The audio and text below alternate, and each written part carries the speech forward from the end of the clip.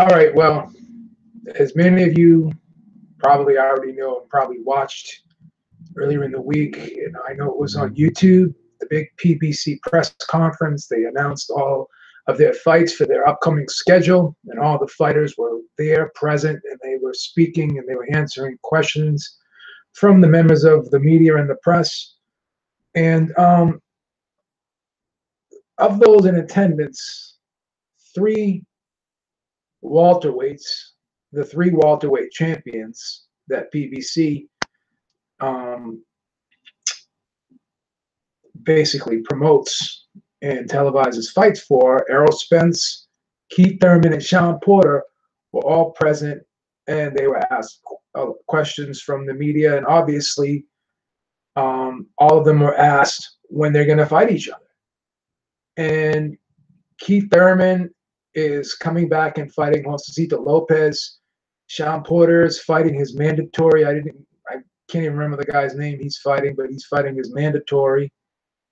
And both guys were asked about Errol Spence, and Keith Thurman was saying, well, he'd rather give Shawn Porter a rematch first, because when he fights Errol Spence, he wants to have two belts going into a fight with Errol Spence. And Shawn Porter supposedly was negotiating with Errol Spence and trying to put that fight together after he beat Danny Garcia. But all of a sudden, he says, well, he has to fight his mandatory instead. And we all know the WBC, on many occasions and in many instances, they have no problem putting off mandatories in order to let a big unification fight take place. We've seen that happen in the past. So the question is, did Shawn Porter and his team approach the WBC and asked to get an exception so they can fight Errol Spence in the unification, or did they just not even try and just allow themselves to be able to use that excuse so they don't have to fight Errol Spence next?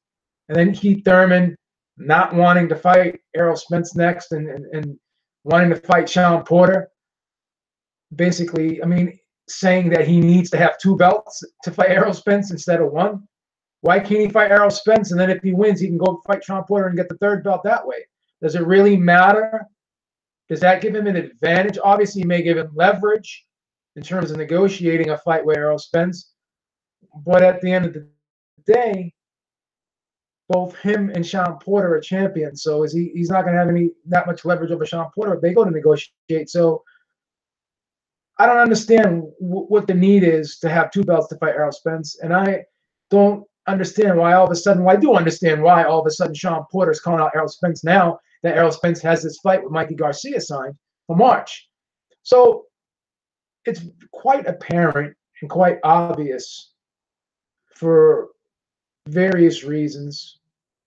Most notably, I think that both guys realize that it's not a given that they could fight Errol Spence next and beat him. So they'd rather put it off as long as they can, because both men feel pretty confident that they can beat each other, Shawn Porter and Keith Thurman. But I get the sense, by the way they answer questions about Errol Spence, that they believe that he would be the toughest fight for him, for each guy. Each guy believes he'd be that Errol Spence would be their toughest fight. I firmly believe that. I firmly believe that. And also, too, Keith Thurman was saying that he wouldn't have a problem giving Danny Garcia a rematch after he beat Shawn Porter. So, Keith Thurman is not in a rush to get in the ring with Errol Spence, and Shawn Porter doesn't seem like he is either. He only says he wants Errol Spence when either he or Errol has a fight signed. And, this is shameful. It's shameful because I believe, and a lot of other people believe, Errol Spence is the best welterweight in the world. And all these other guys out there, Danny Garcia, Shawn Porter, and Keith Thurman, they're going around saying they're the best welterweight in the world. But they don't want to prove that they're the best welterweight in the world and fight Errol Spence. And Danny Garcia himself, he's sitting there, lying in the bushes somewhere and waiting for Keith Thurman, because he wants that rematch with Keith Thurman and Shawn Porter to get he wants a rematch with Shawn Porter to get his WBC belt back, and he said he wanted a rematch with Keith Thurman as well. But he's not in a rush to get in the ring with Errol Spence either. So, it's quite obvious what's going on here. And it's a shame that Errol Spence has to fight a lightweight because none of these welterweights want to fight. So I think it's a bad look for the division. I think it's a bad look for Danny Garcia and Shawn Porter and Keith Thurman, the way they're avoiding Errol Spence. And, even Shawn Porter said, I was watching the video, and everyone was like exiting after the press conference was over. And then Shawn Porter said to Errol Spence, "Why are you bullying Keith? Why are you bullying Keith?" So that in itself tells you that, the bully is usually the guy who's in the position of strength, and the person that he's bullying is in the weaker position. So he was just basically validating that Errol Spence is the boogeyman. And he even he even quoted in an article recently on Boxing Scene that he feels that Errol Spence is yards ahead of him now because of the attention he's getting and because of the accolades of him being the best welterweight in the world right now, Errol Spence, that is. He's edging ahead of him now, Shawn Porter saying. So these guys are showing weakness by the way they're acting towards Errol Spence and the way they're avoiding Errol Spence. And when questions are being asked, their responses seem like they're not genuine. They're really not genuine.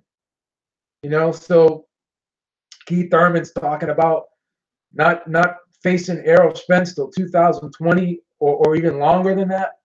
Shawn Porter, like I said, is saying he wants Errol Spence next, but he also said he wanted Errol Spence next after he beat Danny Garcia. And what does he do? He goes ahead and says, "Oh, well, the mandatory got in the way." So, guys, let me know what you think, man. I'm just calling it like I see it.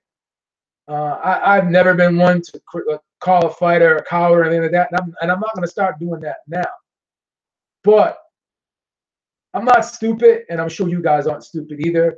I'm sure you can see what's going on, and it's just ridiculous seeing this, this whole thing being perpetrated right now with these fighters, saying certain things but not really meaning it, and then kind of throwing up false roadblocks, to get in the way, so it gives them an out. So don't say you're about it if you're not about it. Don't talk about it if you can't be about it. That's the thing, Don't sit there and go around saying you're the best and want people to get behind you and this and that, when all you guys are really doing is making Errol Spence, whether you know it or not, you're making him making him look better, and you're giving him more shine by the way you guys are acting. And Shawn Porter, you even admitted that in your interview.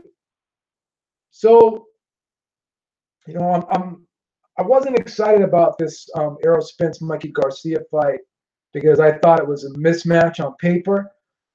But you can say what you want about Mikey Garcia. He does not have to take this fight. I'm sure he's going to get paid well for Errol Spence, but he doesn't need it. He can get really good paydays elsewhere.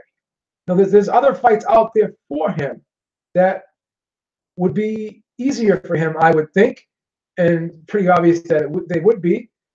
So he's going leaps above what's expected of him, leaps and bounds what's expected of him, and he's taking on Errol Spence. And you look at Errol Spence at this press conference, he looks big. He looks like he's about 165, 170. So Errol Spence legitimately within a year or year and a half could easily be a junior middleweight, if not now. So he's growing out of the division. And Mikey Garcia, it makes 135 real easy. So basically what you have, honestly, in my opinion, is you have a lightweight going up against really a junior middleweight, if you really want to be honest about it. Because Errol Spence is going to be huge come fight night. He's probably going to outweigh Mikey Garcia at bare minimum 18 to 20 pounds come the night of the fight. So if Mikey Garcia is man enough to take on this challenge, that also makes these other welterweights, Danny Garcia, Shawn Porter, and Keith Thurman, look real bad. So I don't know what's going to happen if these guys are going to keep, talking the talk but not walking the walk. But eventually, Errol Spence is going to move to 154. Will these guys follow him? I doubt it. Will Mikey Garcia shock the world? It would be interesting if he could. But I'm intrigued by this fight for the simple fact that Mikey Garcia does not need this fight. Like I said, this fight makes absolutely no sense to me. And if I was Mikey Garcia's manager or part of his management team, I should say, I would strongly advise him not to take this fight.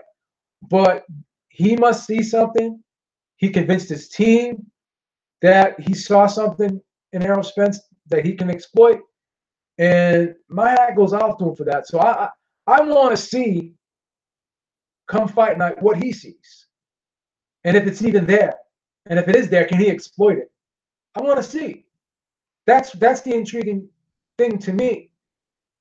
Mikey Garcia has really sold this fight to me. Because when he first started talking about it, I thought it was bullshit. I never thought he was going to do it. But now that it's signed, and listen to Mikey Garcia talk, I know talk is cheap, but he sounds confident.